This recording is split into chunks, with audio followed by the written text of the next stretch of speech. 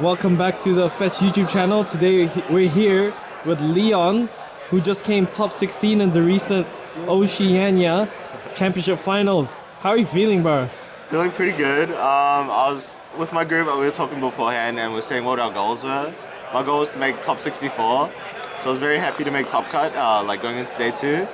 And then I spent the whole night like studying how to play the BY matchup, and yeah, managed to make it from top 32 into top 16. Nice. So I'm super happy with where I finished. Yeah. I think a better player in my position probably could have had a deeper run, but I'm very happy with where I'm at. Nice, man. Very great achievement and massive congrats to you. So what did you play this weekend? I played Blue Doffy. So what was the reason you chose Blue Doffy? I think Blue Doffy is just probably the best deck in the format at the moment. You have like very few matchups where you like hard lose. Off the top of my head, like NL is a bit of a hard lose, Yep. but I think a good player won't be playing NL at like the scale of an event because Yeah. it's a bit hard. I mean, I guess we did have NL in top 32, Yep. and also like like third place in Swiss. Yeah. But I think on average there aren't any super good players who are playing these like kind of roguish decks. So yeah, I just think Doflamingo was the best choice for the weekend. Nice, nice. Before we get into matchups and stuff, let's go through your deck profile. Yeah, sure. The game plan for the deck is pretty simple. You just want to spit out your 4-cost warlords. So you have your 6k body, so you have the Weevil, unplay draw 1 card. The Boa Hancock, it's a blocker, has the right stat line, it fixes your leader ability for your even turns, it's pretty good. The next one is the Lore. You remove one of their bodies and you +1 because you're actually normally just bouncing like a 1 cost, or you're bouncing himself to reuse it. Obviously you're going to play Jinbei. Jinbei means you can double play any of these bodies, which is fantastic. By double play, what do you mean actually? So Jinbei like on play is playing another warlord. So on your 4s or even like with your leader ability, one of the best targets is like always Jinbei, because it means like instead of just playing Weevil, you're playing Jinbei Weevil. Yep. And this means you're playing 2 bodies, you're getting a card back, and your board is just goes so much wider than your opponent very quickly. Nice.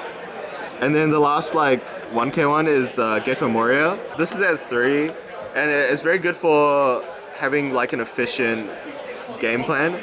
It lets you reuse all the bodies that you lose earlier, and in some matchups I think it's quite important, so I'm very happy to have it at 3. For the 2Ks, you have Mihawk and Crocodile, which also, like, you're playing these because they fit the 7 Warlords type, so they're just good 2Ks to have. Mihawk is, if it manages to stick, it's quite good. It lets you filter through your deck, find cards that you can't normally find. And Crocodile's quite good in the BY matchup. In the mirror, you're bouncing the Baby Luffy Sabo Ace. Oh, not Ace, I guess. But you're bouncing Baby Luffy and Sabo. And in the mirror, you're bouncing Teach, which I'll get to later. Other 1Ks, or 2K, sorry, is the Buggy. This is a 2K counter, obviously, is good, and unless you look at the top 3. Downside is you can't bottom it, but unless you see Jozu, Perona, Jozu, it shouldn't matter. The other one, similar effect, Perona lets you stack the top 5. Quite key against Blackbeard. You really want to play this on turn 1. And yeah, if you don't like what you see, you can put 5 to the bottom. So it's a little bit better than Buggy, but I value the 2k from Buggy more. And then the last 1 cost is the Sengoku. Sengoku lets you search like all of these cards except for the Perona. So yeah, you're putting it at 4. Another thing about these 1 costs is you can bounce them with the Lore, so you get to reuse them, which is quite strong. Next up, like the main card which like makes the deck run is the 2-cost Teach. So onto the Teach. I think the Teach is quite important. It lets you play your 4-cost starting from turn 2. Sometimes it's bad because you're minusing cards. Like you really don't want to play the Boa. But if you're playing like a Jinbei Weevil, you get to draw 1 card. It kind of evens itself out. Teach, super important. Onto more of like the tech cards, I guess. We have 3 Pudding. Drawing cards in this game is like kind of broken. So resetting your opponent's hand to 5 is like also very broken. Definitely would not go lower than 2 on this. It's quite flexible though. Then we have 3 Jozu. One of the ways you win in the mirror is you have a Jozu and your opponent can't answer it. Then you're just like +2 on board every turn.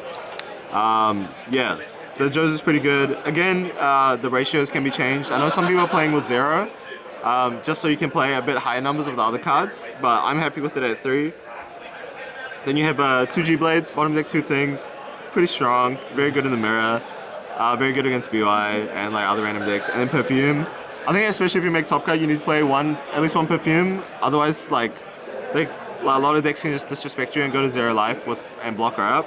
And it's quite easy to find with the Sengoku that you're looping. Yeah. These ratios can be changed. The Moria ratio can be changed. It's a pretty flexible deck where you can do a lot of different things. Yeah. Nice. Do you remember your day one matchups? So round 1 was red purple Uta.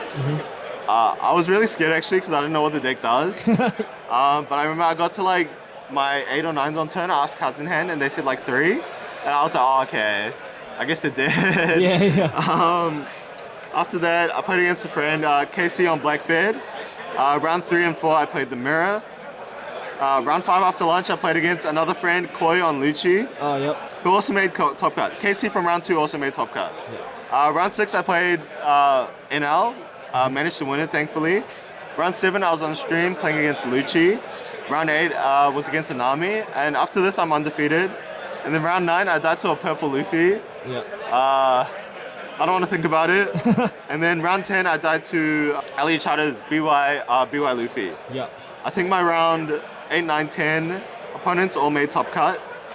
And yeah, my round 5 and my round 2 also made top cut. So I had a lot of resistance going in, so I finished quite high seeding. So I was very happy with that. That's awesome. What do you think your toughest matchup is? So the matchup I practice the most for is the Mirror. Yeah. Because I think a good Doffy will beat a bad Doffy like every day of the week. Yeah. And I wanted to be the good Doffy. Yeah, of course. So I actually practiced heaps of Doffy, and I would say like relatively confident in like how to win the Mirror. I think that was like relatively justified in that thought. My round 3 and 4 opponents both said they only played Mirrors up to that point, and they won up to that point, and I beat both of them, so I was pretty happy. Nice. And then the actual matchup I was the most scared of, because I didn't prepare for it at all, was BY Luffy. Okay. So the mission was to dodge BY Luffy, and for day 1, I managed to dodge BY Luffy. I was happy, yeah. Nice. Do you have any tips for maybe the Mirror matchup? You said the good Doffy will beat the bad Doffy any day of the week. So what's the difference between the two?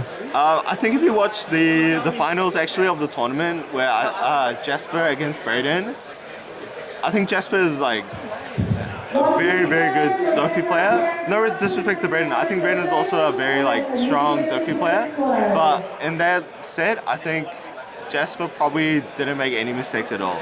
Yeah. A lot of things about attacking, trying to find when you're the aggressor and when you have to control the board. For me, it's quite hard to identify, as well as like you have to use your resources like efficiently as much as you can.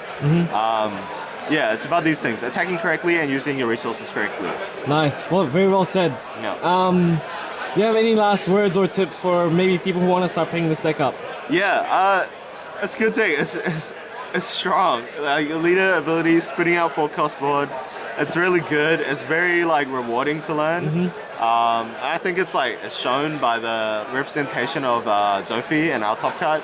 I'm not sure. We might have been like one of the only Western regions where Doffy won out an event, but I'm pretty sure like even in most other events, Doffy had like a pretty significant representation in top cut. Yeah, play the deck. It's very rewarding. Yeah. You feel very powerful, and you're doing a lot of stuff which is just abusing the game mechanics. Nice. And any shout outs? Way too many to list. I'll go through the main ones. Number 1, shout out Pan. Jason Pan. Every time I ask him for advice for an event, he gives me like a one-liner, and then I top. Nice. So, shout out Jason Pan. And then shout out to the people I practice with the most, specifically Stefan and Hubert. Unfortunately, they didn't make top cut. I think they would have a very strong showing if they did make a top cut. I think in my shoes, they would have made it a lot deeper of a run in the top cut. But yeah, thank you to those guys and all the people at HQ for helping me practice. And of course, thank you to Fetch TCG. Thanks to the team, as well as the people I'm playing with at HQ. I practice a lot with Quinn especially and Bill. They're very happy to pick up other decks and just learn the matchup for me. So it's like quite easy for me to test and like get better at like the field of matchup. So shout out to the team, shout out to all the people that coached me. There's way too many to list. But yeah.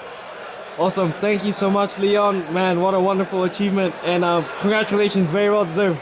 We'll catch you guys next time.